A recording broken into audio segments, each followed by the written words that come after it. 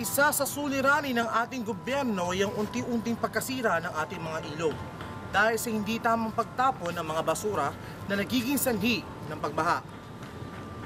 Isa lamang itong aking kinatatayuan na lubhang naapektuhan ng malakas na ulan na dala ng habagat nitong nakaraang linggo.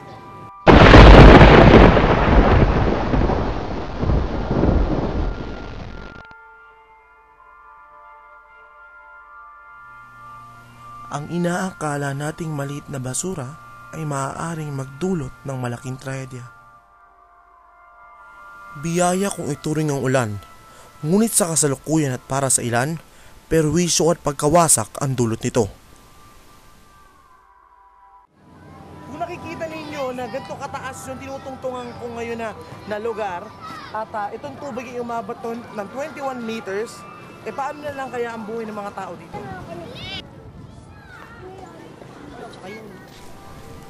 Ito ang nakadidismayang imahe na sumalubong sa aking grupo habang binabaybayan daan patungo sa aming lokasyon sa araw na iyon.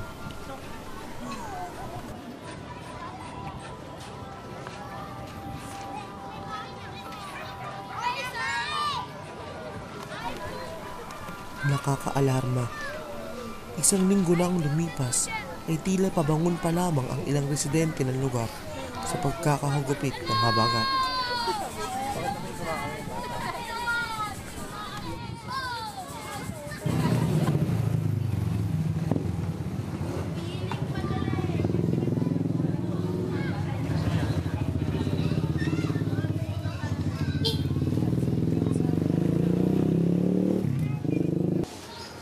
Ngayon nga ipupuntahan natin ang isa sa residente ng Malanday, Marikina City na kung saan lubos na apektuhan ng habagat itong nakaraang linggo. Tao po! Isa lamang si Aling Beth na lubos na naapektuhan ng matinding baha nitong nakaraang linggo.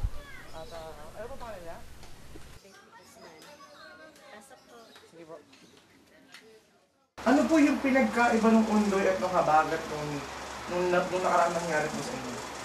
Yung Undoy kasi, nalalos yung bahay namin sa tubig.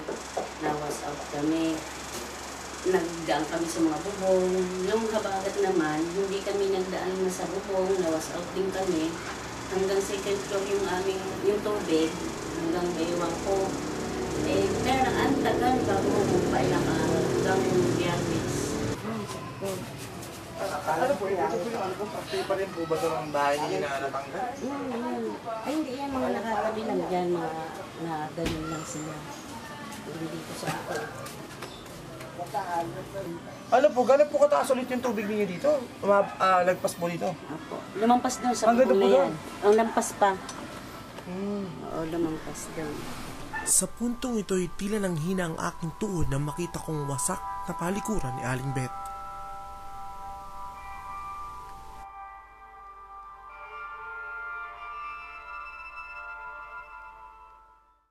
Sabi niyo po, hindi lang po 2 beses kayo binaha dito.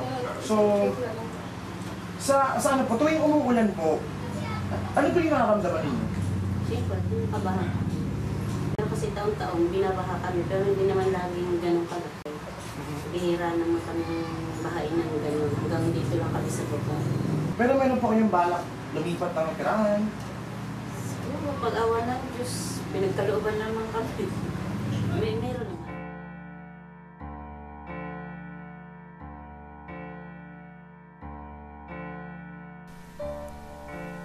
Kung ating mapapansin, ang pangyaring ito ay tila nangyari na sa panahon ni Noah. Ganti nga ba ito ng kalikasan? O sadyang patotoo lang sa kasabihang ang basurang tinapon mo ay doble balik sa iyo?